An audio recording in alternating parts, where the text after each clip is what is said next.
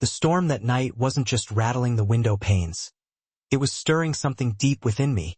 A long dormant empathy, perhaps. I just dragged myself home after a brutal 14-hour shift. The kind that left you bone-weary and soul-sapped.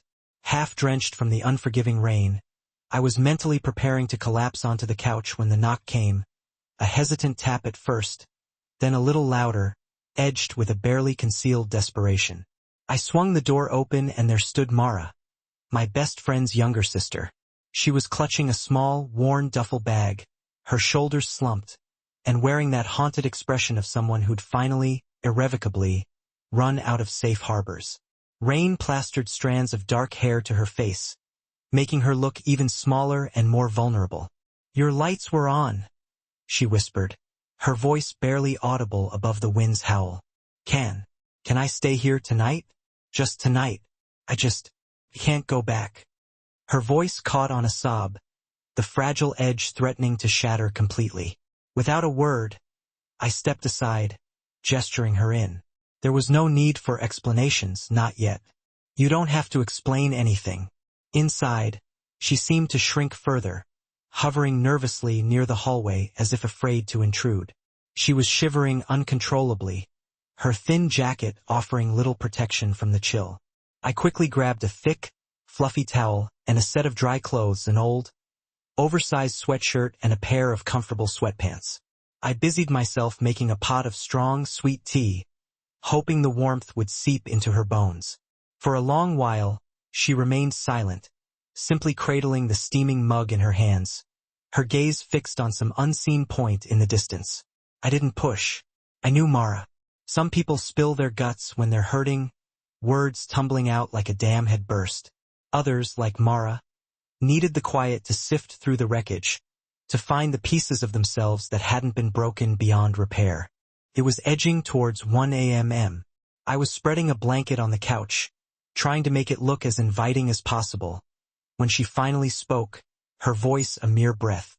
Is there space left in your bed?" The question hung in the air, fragile and loaded with unspoken anxieties. Her voice was soft, careful, almost childlike, betraying a vulnerability I rarely saw in her. I froze, my heart catching in my chest, not so much at the question itself, but at the raw, naked fear that underpinned it. The fear of imposing, the fear of being rejected, of overstaying her welcome, the paralyzing fear of facing another night alone with her demons.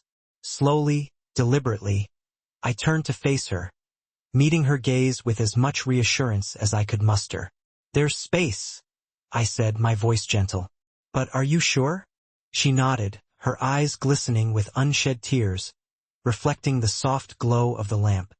"I don't want to sleep alone tonight." Cloud with rain, the unexpected truth. We lay on opposite sides of the bed at first, a vast expanse of sheets separating us, the silence thick and heavy.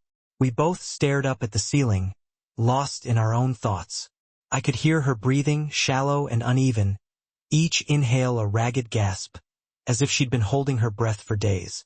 After what felt like an eternity, she whispered into the darkness, her voice trembling slightly. "Do you think it's stupid that I ran away?" "No," I said immediately without hesitation. There was no room for judgment here, only compassion. Her voice trembled again, a fragile thread in the stillness. I couldn't stay there anymore.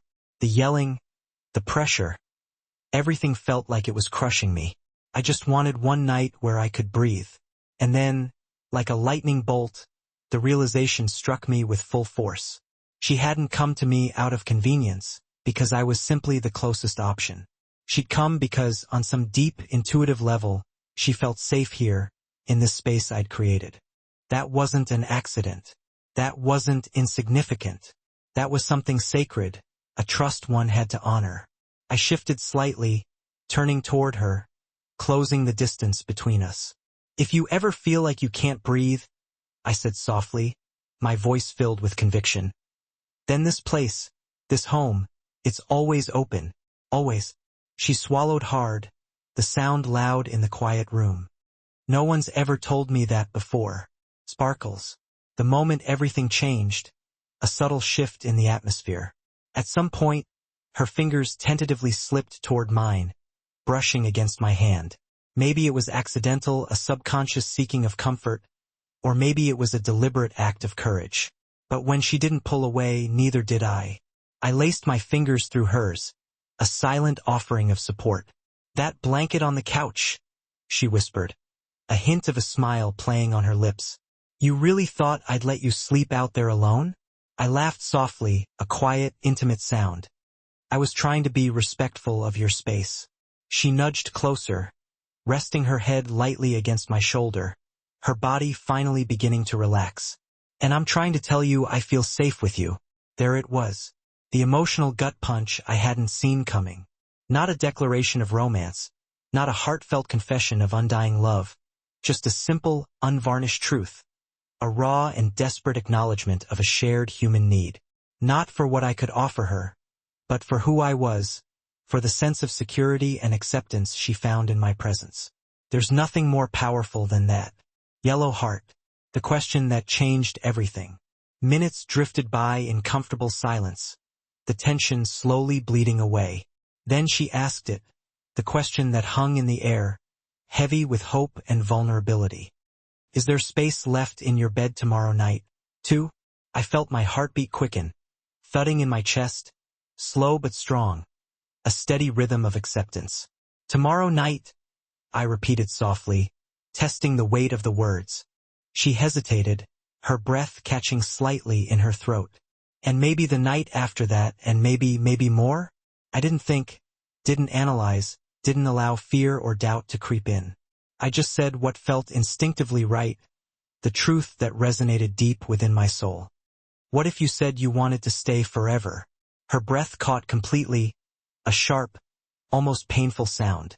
Then, in a voice so soft I almost missed it, she whispered the words that melted every wall I'd carefully constructed around my heart, the words that shifted the tectonic plates of our lives. "I think I do." Sunrise, a morning of clarity, a new beginning painted across the sky.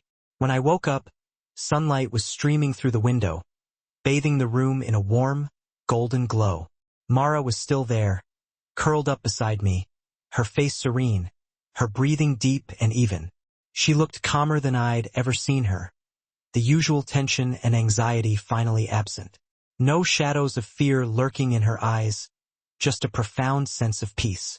And in that moment, I realized something profound, something that had been eluding me for years. Sometimes, kindness isn't about grand gestures, about changing the world with sweeping pronouncements. Sometimes, it's about the small, everyday acts of compassion that ripple outwards, creating waves of change. Sometimes it's simply opening your door when someone has nowhere else to go, offering a safe haven from the storm. Sometimes it's offering space in your home, space in your heart, space in your life, without conditions or expectations.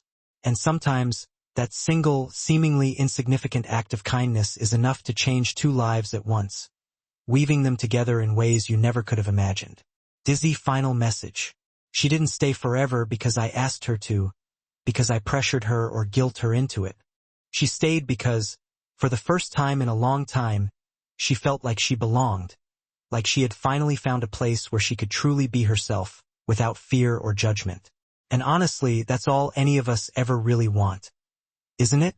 A place to breathe, a place to rest our weary souls, a place to be loved silently, softly, without conditions, without demands. Sometimes, one night of unexpected kindness becomes the beginning of everything.